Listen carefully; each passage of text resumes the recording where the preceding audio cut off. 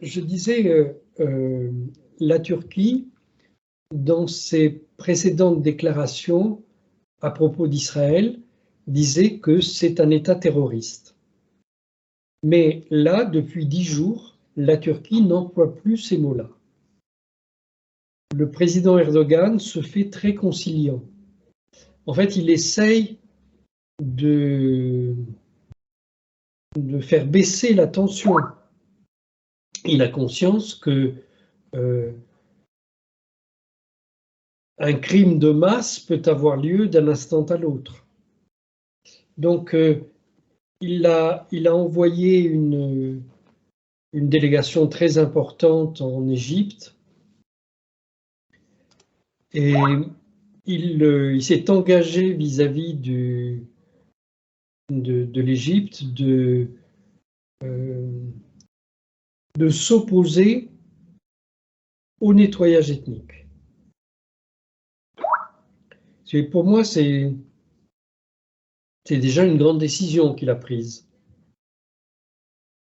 Alors, je ne sais pas ce qu'il va faire pour s'opposer au nettoyage ethnique. Le nettoyage ethnique, ça veut dire aussi bien l'expulsion que le massacre. Parce que, voilà, moi honnêtement, je vais vous dire, après vous pouvez donnez-moi votre impression là-dessus, parce que c'est plus large, mais je trouve que, en général, hein, Poutine a fait de grandes ouvertures au monde musulman. Oui. Il a construit des mosquées, il leur a fait... et en plus, la culture russe est restée, on va dire, dans une certaine virilité de parole que l'Occident a perdue, hein, il faut être honnête, qui devrait séduire le monde arabo-musulman. Et je trouve que le monde arabo-musulman n'est absolument pas reconnaissant et digne à ce niveau par rapport à la Russie. Ouais. Alors, ça a peut-être changé hein, avec l'histoire. D'abord, le monde arabo-musulman, depuis 75 ans, et particulièrement depuis Jimmy Carter, depuis la création du commandement central des États-Unis, le commandement pour tout le Moyen-Orient, toutes ces populations ont beaucoup souffert, énormément souffert. Et les États-Unis ont joué un rôle terrible dans ces souffrances. Donc, quand ils ont vu arriver les Russes, d'un côté, un premier réflexe, c'est de dire ce sont des sauveurs, et le deuxième réflexe, c'est de dire mais ils sont tous pareils. Et les Occidentaux ont tellement cultivé la division des Arabes en les dressant les uns contre les autres. Ouais, le syndrome Laurence d'Arabie. Oui, c'est ça, oui. Que, voilà. Qui donne Ben Laden et qui donne la formation de terroristes par Guantanamo, par exemple. Hein. On peut en parler de ça aussi. Oui, mais les premières victimes d'Al-Qaïda et de Daesh, ce sont les Arabes. Ce n'est pas du tout les Occidentaux. Bien sûr. C'est-à-dire qu'on est bien d'accord que la guerre au terrorisme, le fondement, c'est la manipulation d'Arabes pour continuer de gangréner le monde arabe. L'interventionnisme américain sous couvert de lutte antiterroriste, le syndrome, c'est bien Ben Laden qui était une marionnette, quoi. Oui. Mais moi, vous voyez, Thierry, sur ce qui se passe actuellement à Gaza, j'ai vraiment l'impression que les factions armées palestiniennes ont joué ce jeu-là. C'est pour ça que je disais, elles ont joué contre le peuple palestinien, pour moi. Vous partagez pas ce point de vue? Je pense que ça n'est pas toujours vrai, mais que c'est parfois vrai. D'accord. Et pour le cas de ce qui se passe actuellement, vous ne pensez pas que c'est vrai? Vous pensez que c'est une action coordonnée désespérée arabo-musulmane contre le colonialisme israélien? Déjà, moi j'ai parlé de la résistance palestinienne. Oui. Bon, c'est pas tous des musulmans. Oui, d'accord. Oui, il y a aussi des chrétiens. Tous des arabes, mais pas des musulmans. D'accord, il y a des chrétiens palestiniens aussi. Et il y a des athées. Il y a des athées. Le FPLP, ce sont des athées. D'accord. Qui s'est manifesté, le FL? Et ils ont participé à cette attaque. Et ils ont participé, d'accord. Et leur financement à eux, ça vient d'où? Le FPLP, c'est plutôt la Syrie qui les finance. La Syrie. Aujourd'hui, elle n'a pas trop les moyens. C'est une petite organisation. C'est une petite organisation, mais avec un passé prestigieux. D'accord. Parce que tout à l'heure, on parlait du Hamas. Donc, vous aviez dit les frères musulmans. Oui. Bon, je fais une parenthèse. Pour moi, quand on me dit frères musulmans, et on en avait parlé ensemble, pour moi, c'est les États-Unis derrière. Mais bon, peut-être que vous n'êtes pas d'accord avec ce point de vue. Il me semble que les frères musulmans, le financement, à l'origine, c'est quand même les États-Unis. Mais bon. À l'origine, c'est les Britanniques, puis ça a été les États-Unis. Et actuellement, c'est toujours le cas? C'est le Qatar actuellement qui finance. D'accord. Mais il n'y a plus d'influence pour vous des États-Unis derrière les frères musulmans? Si, bien sûr, bien sûr. Et alors, donc le Hamas, donc frères musulmans, le Hezbollah. Ah, le Hezbollah, c'est complètement différent. Qu'est-ce que c'est comme groupe? C'est quoi leur idéologie, leur financement? Alors, le Hezbollah, ce sont au départ, c'est un réseau familial au Liban contre l'occupation du sud du Liban par l'armée israélienne avec Ariel Sharon qui est arrivé. Voilà.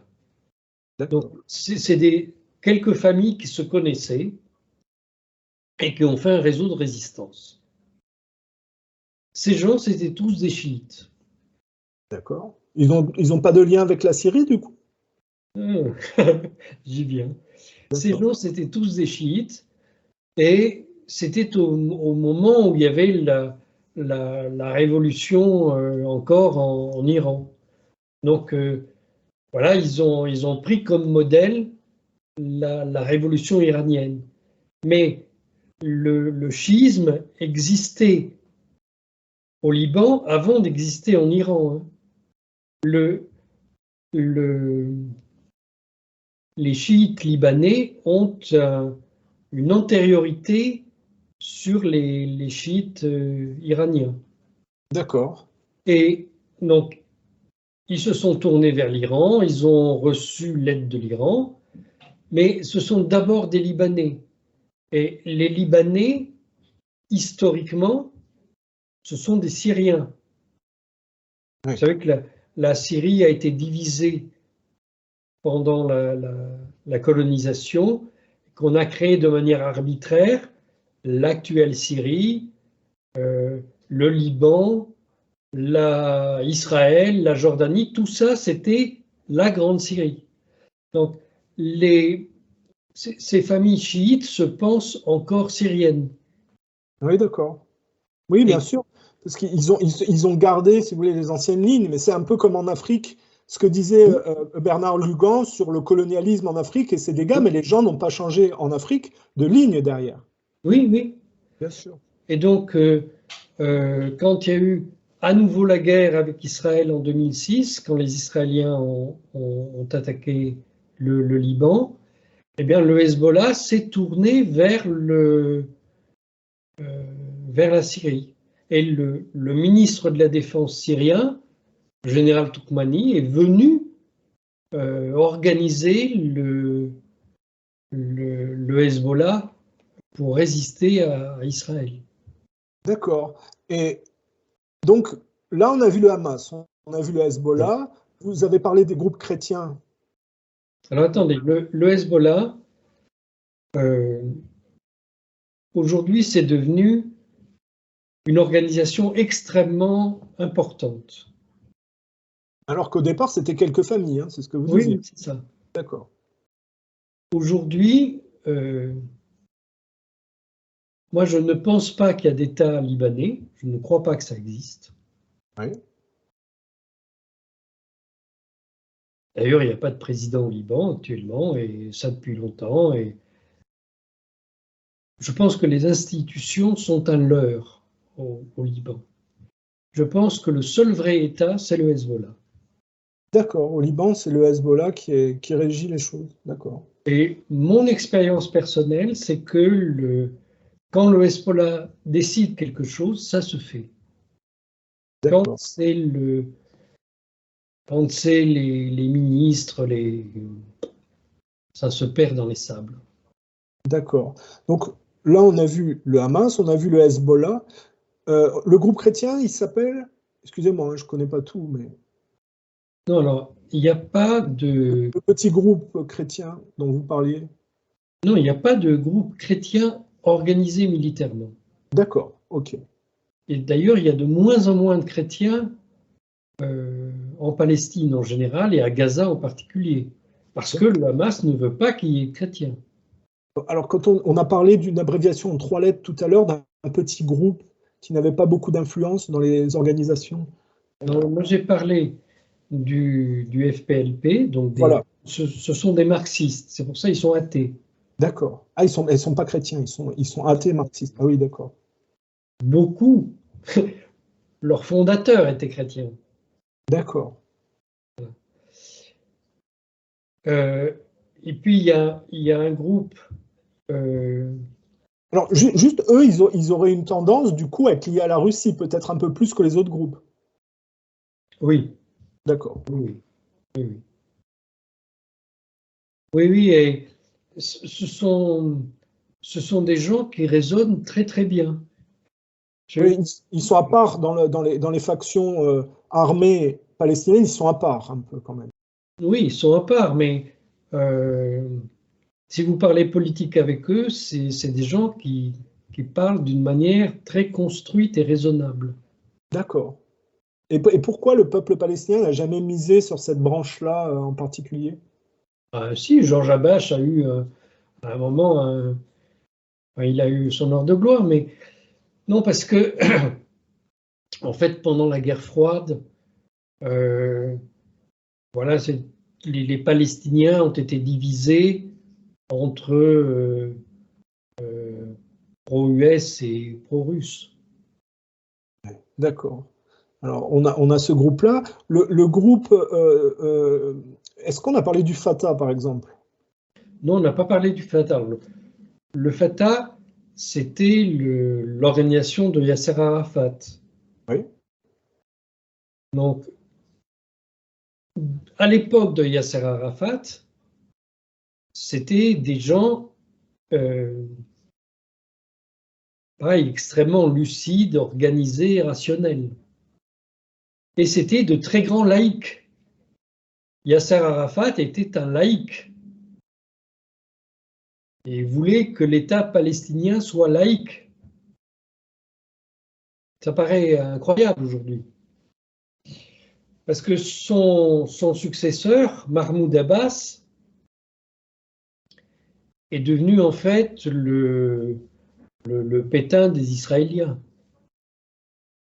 Voilà, il Alors, collabore avec l'État d'Israël et il fait un peu n'importe quoi.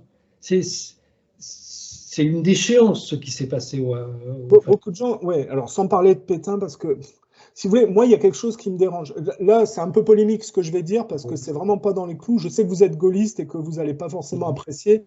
J'ai un point de vue particulier sur la chose, c'est que les gens disent oui, les nazis, les fascistes, les nationaux français. Mais la réalité, c'est qu'ils ont perdu la guerre, ces gens-là. Donc, ce qu'on voit aujourd'hui, c'est quand même pas la conséquence d'une victoire qu'ils auraient eue. Ils ont quand même été défaits. Donc, ce qu'on voit aujourd'hui, c'est quand même la conséquence des vainqueurs, des gens qui les ont défaits. Il y a un moment donné, il faut aussi être logique. Je suis d'accord, je suis d'accord. Je ne vais pas discuter de ça. Je disais, je comparais avec Philippe Pétain parce que Philippe Pétain a fait une politique de collaboration avec l'occupant étranger et c'est ce que fait le... D'accord, d'accord. Dans l'absolu, c'est une collaboration. C'est ça que vous vouliez dire. Voilà, Ok. c'est ça. D'accord. Parce que, alors, on a le Fatah. Alors, ça n'existe plus trop, le Fatah, en fait, du coup. Ben, c'est eux qui gouvernent la Cisjordanie, enfin qui gouvernent, qui administrent la Cisjordanie. D'accord. Et donc, vous diriez que le groupe de tous ceux qu'on a nommés, il y en a d'autres encore? Le djihad islamique. Les djihad islamiques. Alors, eux, c'est quoi? Alors, c'est également un groupe sunnite, mais directement lié à l'Iran. Alors, vous dites également. Par Oui, rapport à qui? par rapport au Hamas, ce Par sont rapport également aux des sunnites. sunnites, d'accord. Parce que qui dit sunnite dit Arabie Saoudite, en gros, en général, hein, quand même. Voilà, mais là, c'est des pro-iraniens. C'est des pro-iraniens. C'est quand même assez particulier, puisque l'Iran, c'est plutôt Oui, chiite. oui. D'accord. Et alors, là, on a caractérisé tous les groupes, en gros.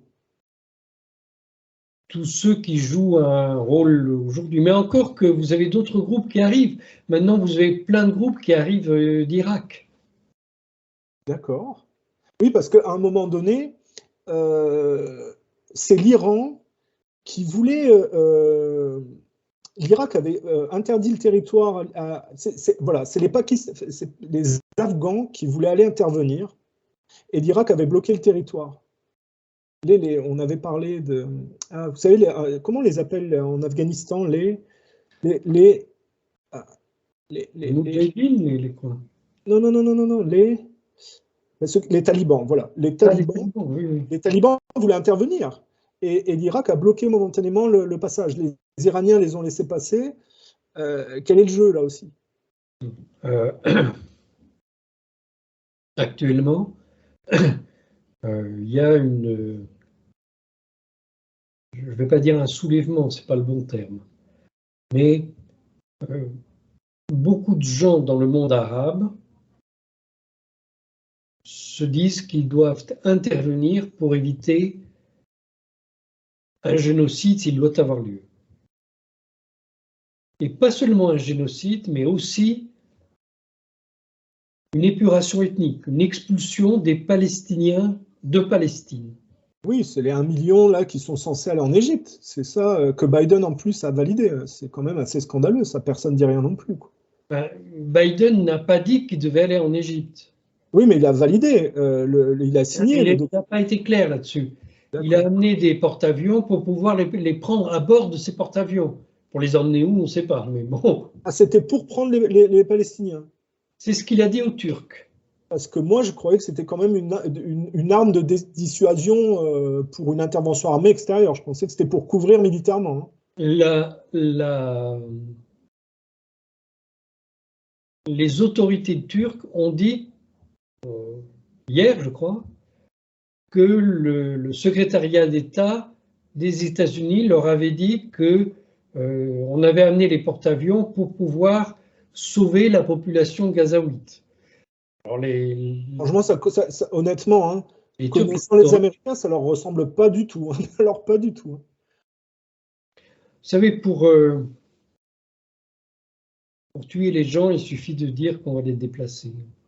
Oui, non, ce qu'on disait tout à l'heure avec Marion, mais que les Américains déplacent leur porte-avions pour secourir des Palestiniens, je veux dire, celui qui croit ça est quand même assez naïf, non? Vous ne croyez pas? J'ai pas dit que les Turcs le croyaient. Hein. Oui, d'accord. C'est ce qu'on leur a dit. Moi j'ai surtout... Parce que là, ils ont déployé 2000 militaires en soutien de l'armée israélienne. Hein. Non, faut être cohérent. Ils appuient ce qui se passe sur le terrain, quoi. Il y a 3 grands arsenaux des États-Unis sur le territoire israélien. D'accord. Vous pouvez développer? C'est un traité et en principe, il y a toujours sur place des bombes et des missiles qui sont mis immédiatement à la disposition de l'État d'Israël. Cependant, dans les derniers mois, on a puisé dans ces arsenaux qui étaient à peu près vides il y a quelques jours. Et maintenant, les États-Unis les remplissent à nouveau. Oui, ils participent carrément à l'opération de destruction de la bande de Gaza, il faut le dire, non? Pourquoi ils prennent des pincettes?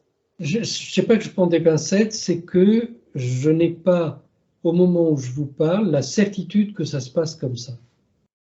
Est-ce qu'il y a un pays de poids qui a failli intervenir et qui aurait justifié pour les Américains de mettre leur porte-avions pour les dissuader d'intervenir?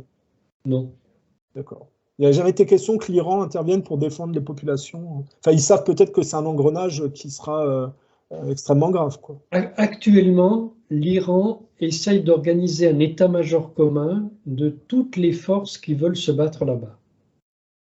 Donc, ce serait installé au Liban, et il y a des forces palestiniennes, libanaises, irakiennes et jordaniennes qui essaye de créer un état-major commun. On en est là, hein, je ne peux pas vous dire autre chose. Alors, quand vous parlez d'état-major, c'est forcément militaire, donc soit c'est une intervention pour défendre le peuple palestinien et donc se battre contre l'armée israélienne. Oui, oui, oui, oui. D'accord. Mais ça, vous connaissez la parabole des coqs, je suppose que ça vous dit quelque chose? La quoi? Chez les Juifs, la parabole des coqs?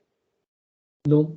Chez les Juifs sionistes, c'est-à-dire que alors ça c'est dans les écrits hébraïques assez vieux hein, d'ailleurs. Ils parleront d'une période où par la tignasse de leurs cheveux, il est question d'obliger les nations à faire une guerre de masse.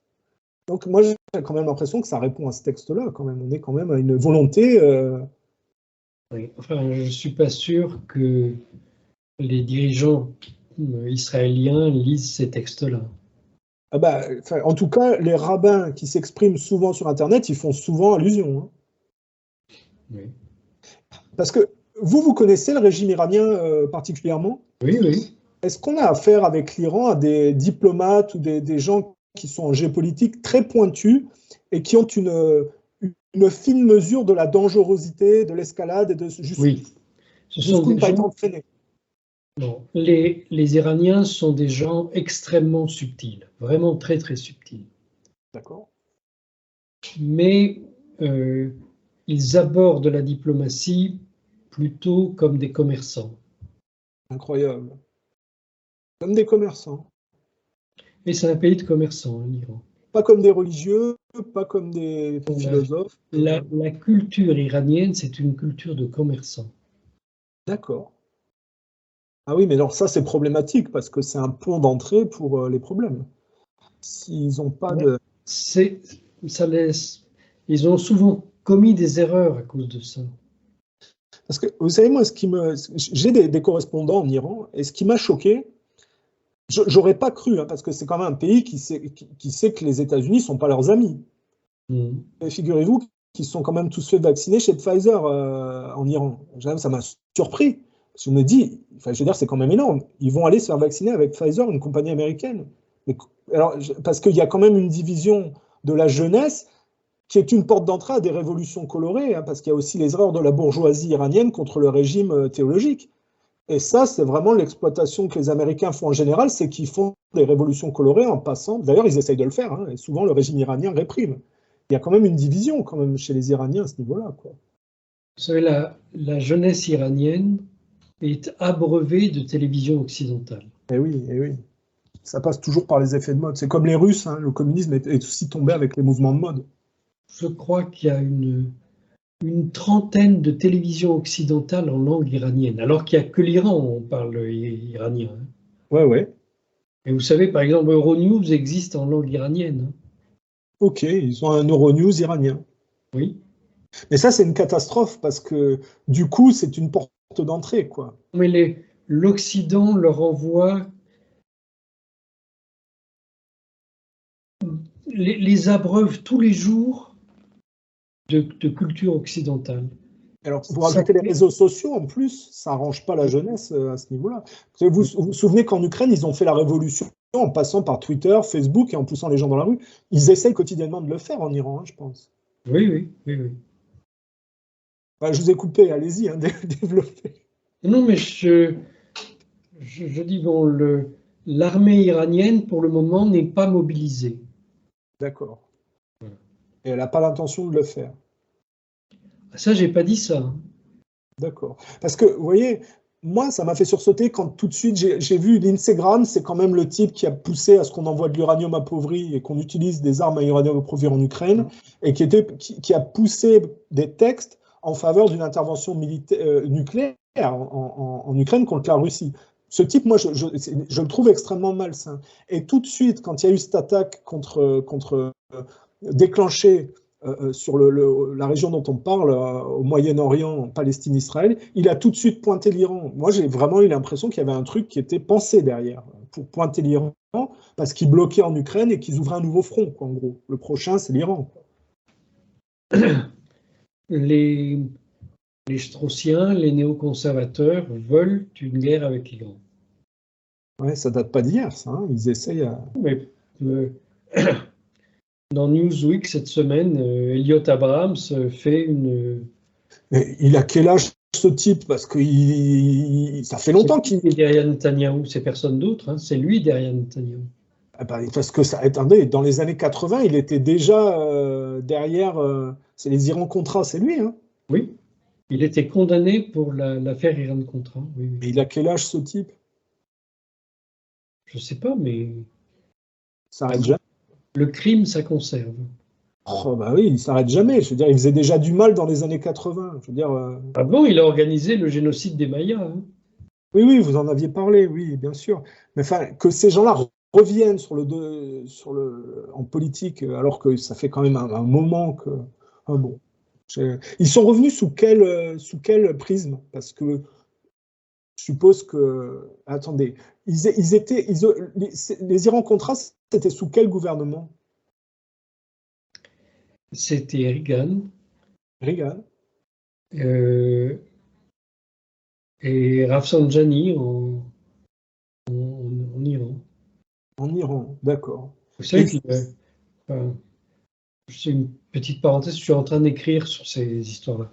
Alors je ramasse plein de documents, mais vous savez que l'Iran-Contra, le début de cette affaire a été pensé par Klaus Barbie. Hein, vous signez. Oui, parce que ouais, c'est-à-dire que alors, moi, c'est un truc que j'ai jamais compris chez les nationaux-socialistes allemands, c'est qu'ils n'ont jamais identifié dans leur combat que l'Angleterre et les États-Unis étaient en train de préparer en fait la mainmise des États-Unis à la suite de l'Angleterre au détriment de l'Europe. Et j'ai jamais compris pourquoi ils se sont tournés contre les Russes et qu'après ils se sont mis au service des États-Unis, qui étaient ceux qui les avaient détruits finalement. C'est quelque chose que j'ai jamais compris, ça. La haine du russe passait avant tout. Absolument. Donc ils étaient du côté des États-Unis parce qu'ils étaient contre la Russie. Mais le projet nazi, c'était un projet de domination globale. Donc si les États-Unis veulent la domination globale, ils vont très bien ensemble. Ils n'ont jamais identifié que c'était l'Angleterre et les États-Unis qui étaient derrière la destruction de leur projet, quoi. Enfin, je veux dire. Non, non, non, non. Non, non. Non, non, non, non. Les nazis ont.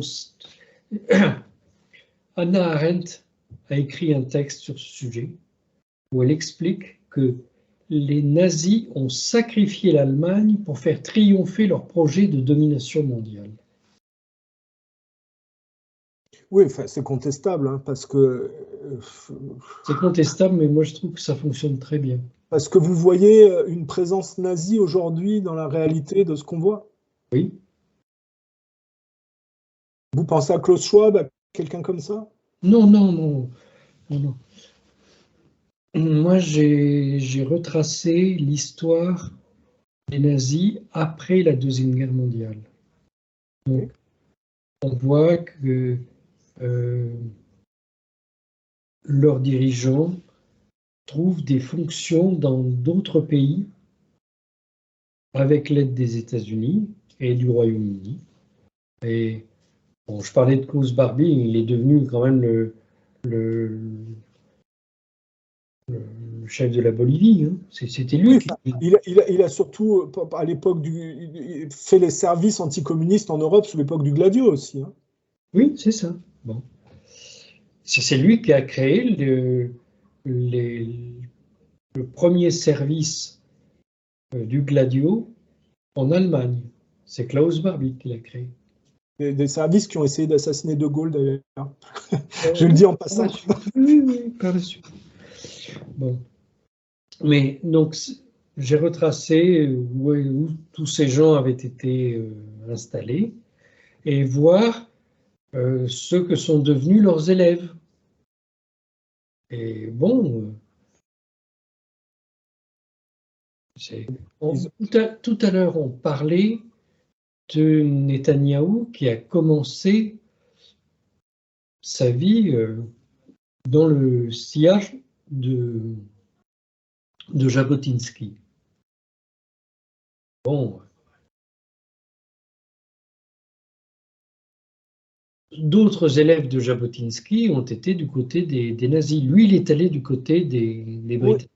Oui, mais vous êtes bien d'accord que Jabotinsky est un juif et que, en tant que juif, c'est pas le même raisonnement que ce qu'ils appellent eux les goyim, c'est qu'ils font quand même du mimétisme. Ils peuvent cadrer à n'importe quelle idéologie, mais c'est toujours la communauté juive et Israël en arrière. C'est quand même un double jeu. C'est pas le.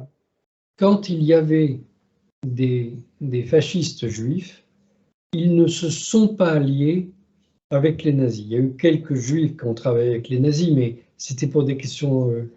On parle du père de Klaus Schwab. Je ne veux pas dire de bêtises, hein. Oui, mais le père de Klaus Schwab n'était pas juif, que je sache. Ah, d'accord. Moi, je pense que Klaus Schwab est juif, hein, quand même. Enfin, je peux peut-être me tromper, hein. C'est ce que je sais. Moi, je ne pense pas qu'il soit juif, mais bon. D'accord. Les Juifs, quand ils étaient fascistes, sont allés du côté des Britanniques. D'accord. Ou, dans le cas de Léo Strauss, il est allé aux États-Unis. Il est d'abord passé par l'Angleterre et il est allé aux États-Unis.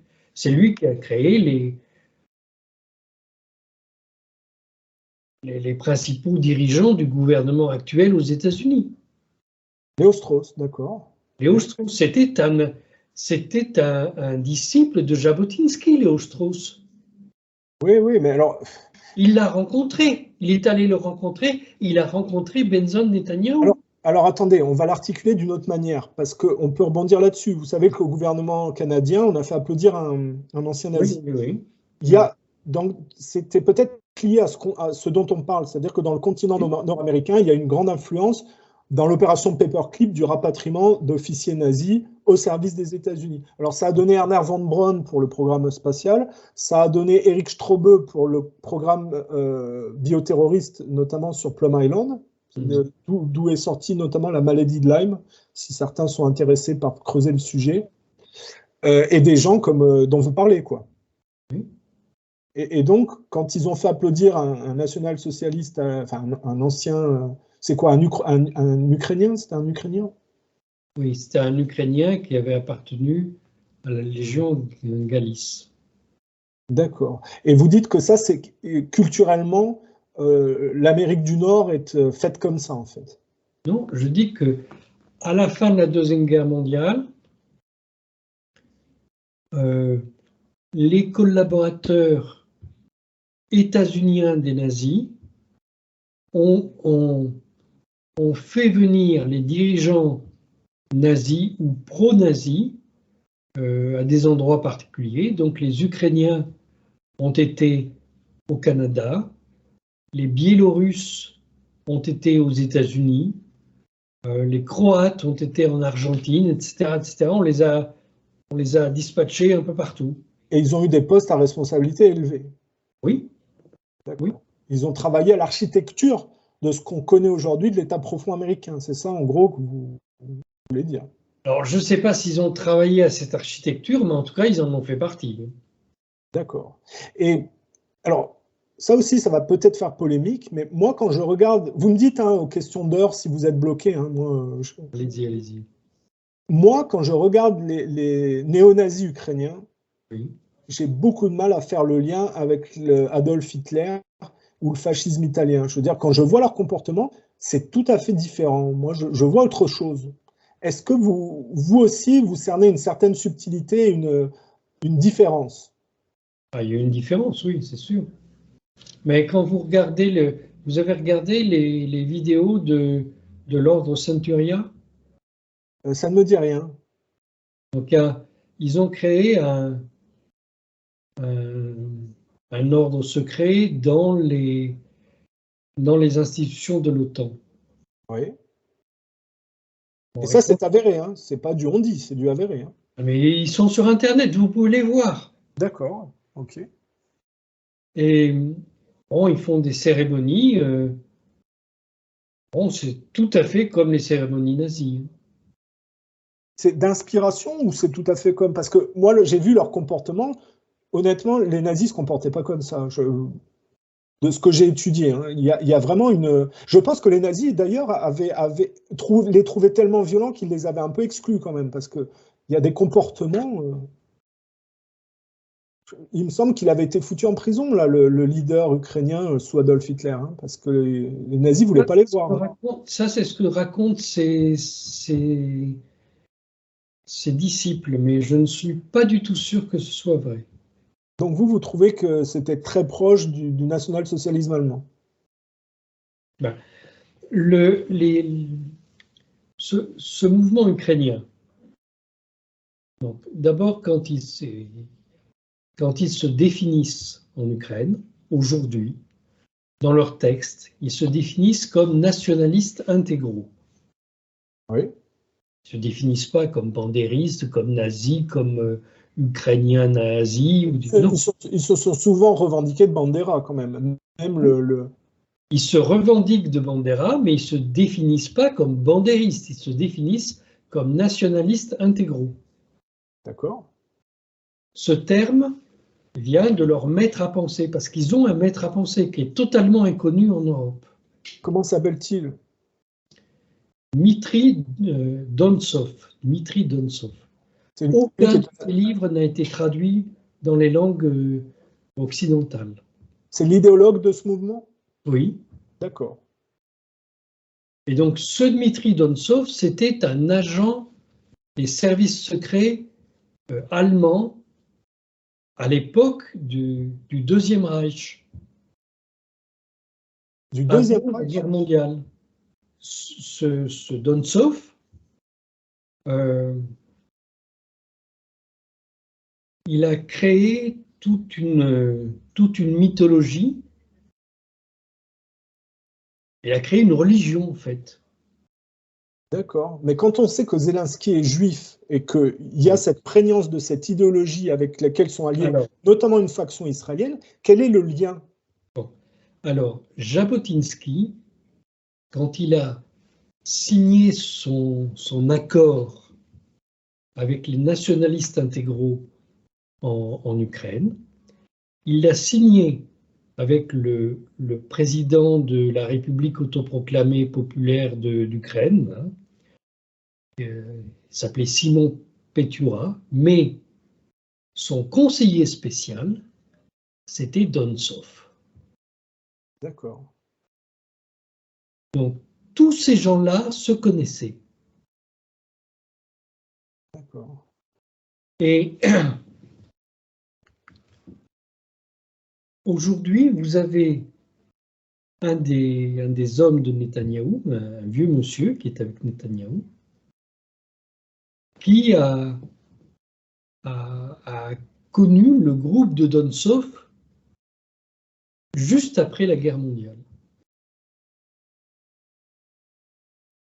Donc, en fait, parce que pour qu'il y ait une traçabilité, parce que ça aussi, il faut le dire, les États-Unis, après la Seconde Guerre mondiale, ont financé ces mouvements résiduels du nazisme contre le communisme. Oui. Et ce qu'on voit aujourd'hui est la continuité de tout ça. Mais ce qui est tout à fait particulier, c'est que les mouvements israéliens, ils sont aussi accolés.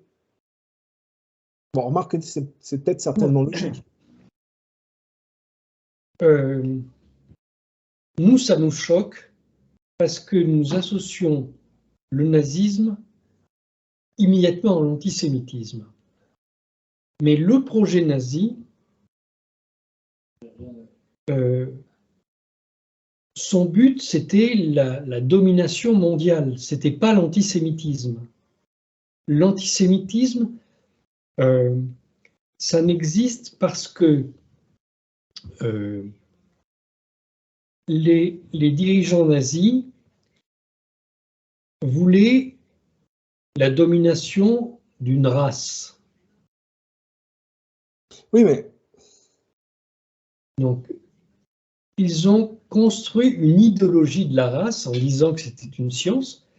Leur idéologie, elle est basée sur des absurdités incroyables. Hein. Mais c'est pour ça qu'ils ont créé une propagande pour expliquer qu'on répète toujours la même connerie, mais à la fin, les gens y croient. Bon. Mais donc, ils ont créé une idéologie autour d'une race et ils étaient, dans leur manière de parler, ils étaient persuadés que les Juifs étaient une race aussi et que dès que la race juive ou la race tzigane entrait en contact avec la race aryenne, elle dégradait la race aryenne. Donc il fallait détruire tout ce qui était juif ou tzigane ou qui avait appartenu aux juifs ou aux tziganes. Je vous dis ça pourquoi? Parce que ce qui est choquant aujourd'hui, c'est que tous les groupes politiques, et notamment en France, qui se sont érigés sur le fait d'être choqués, d'être indignés par la Shoah, sont alliés aujourd'hui avec des néo-nazis en Ukraine. C'est ça qui est indécent et obscène. Oui, tout à fait, oui.